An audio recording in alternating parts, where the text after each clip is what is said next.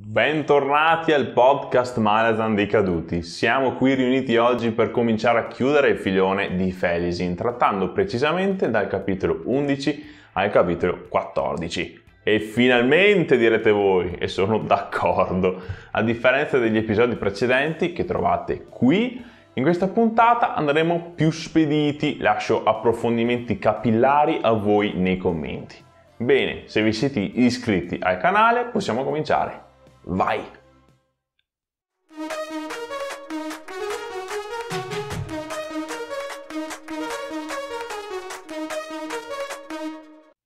Se ben ricordate, ci siamo lasciati l'ultima volta quando i nostri protagonisti hanno ospitato alcuni simpaticissimi Tlanimas sulla loro nuova nave. Dopo che questi ultimi se ne sono andati e hanno riparato la ferita aperta e sanguinante nel cielo del nascente, resta ancora un grosso problema da risolvere: uscire dal canale. Il mago Kalp si prende carico di questa responsabilità, probabilmente è l'unico che può fare davvero qualcosa, perciò comincia a sondare il suo canale, il Meanas. Si tratta del canale umano dell'ombra e dell'illusione ed è un derivato del Kural de Murlan. Il mago scova una strana presenza nel Meanas, un drago non morto molto potente, alla quale si mettono in scia con l'intera Silanda in una folle corsa tra i canali. La Silanda e il drago stesso vengono investiti da una tempesta di fuoco che sembra bruciare qualsiasi cosa.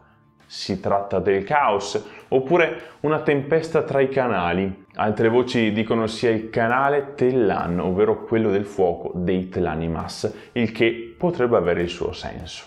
Quel che è certo è che le fiamme dorate alla quale viene sottoposta la nave hanno cambiato il suo equipaggio per sempre. Almeno la parte ancora viva e vegeta, si intende? Bowden, Felisin, Kalp e Eboric vengono scaraventati fuori bordo per atterrare su un terreno sabbioso. Capiranno poi di essere finiti nel bel mezzo del deserto delle 7 città. Scombussolati, feriti e senza energie, si ritrovano all'improvviso nel bel mezzo del deserto. Di nuovo. Felisin pensa bene che questa sia l'occasione per far uscire il meglio del suo carattere e infatti riesce a far andare via la sua guardia del corpo, Bowden. Com'è possibile, vi chiederete? Kalp si è accorto della protezione che l'omone ha sempre avuto nei confronti della ragazzina, perciò comincia a fare delle domande e Eboric risponde.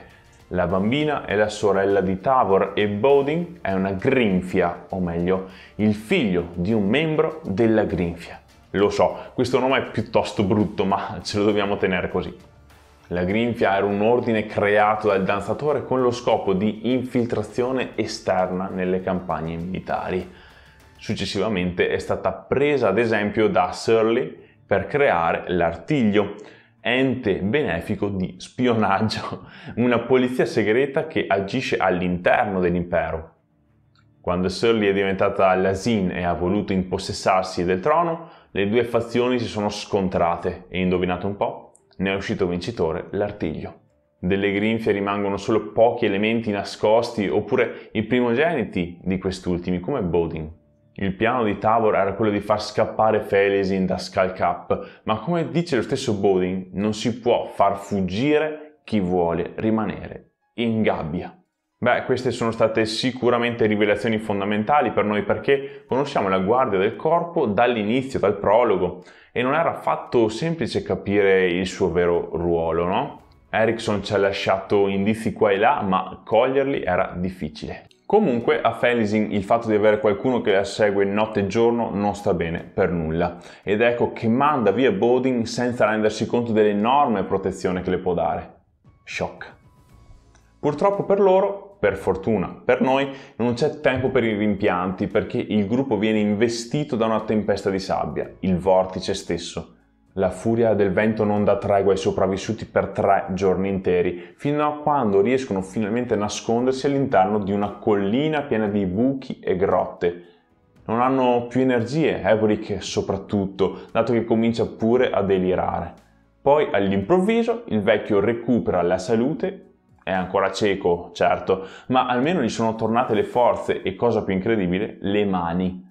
Non si vedono ma si sentono forti e tenaci, più vere di mani di carne. Ed è grazie a lui che riescono a scalare l'entrata della città nascosta all'interno della collina. Una città particolare, quella che si presenta davanti a loro, antica e intatta, allagata anni prima e con molti degli abitanti pietrificati nelle pose più assurde.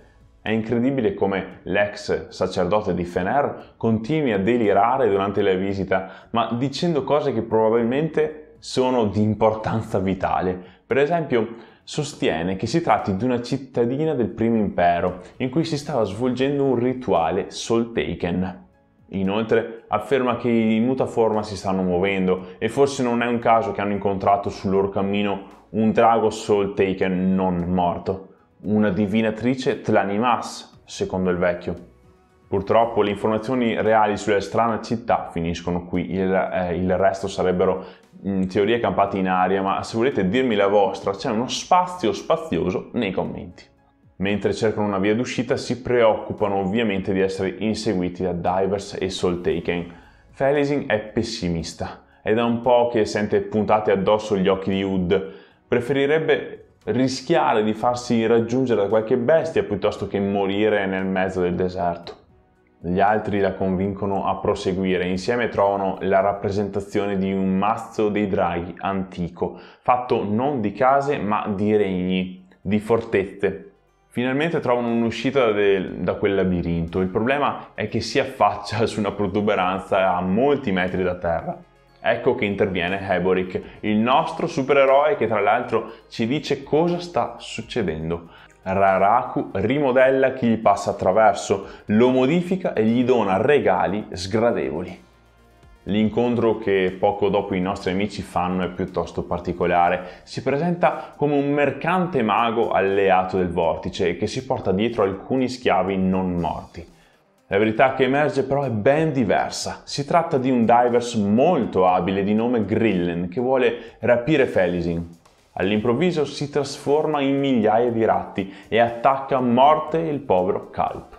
Se all'improvviso non comparisse dal nulla Bodin, anche Heboric farebbe la stessa fine. Grazie all'olio infiammabile, Bodin riesce a ferire gravemente il divers e a salvare la ragazza e il vecchio, a costo però della sua stessa vita.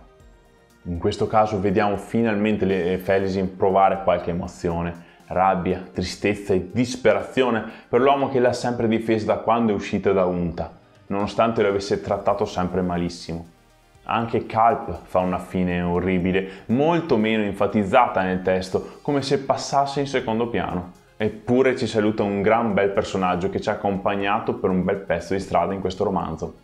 Infine, Heboric e Felisin si presentano al cospetto di Leoman delle Fruste e del Toblakai, esattamente dove è morta la vecchia Shaik. Il cadavere è ancora lì, assieme al libro di Drina.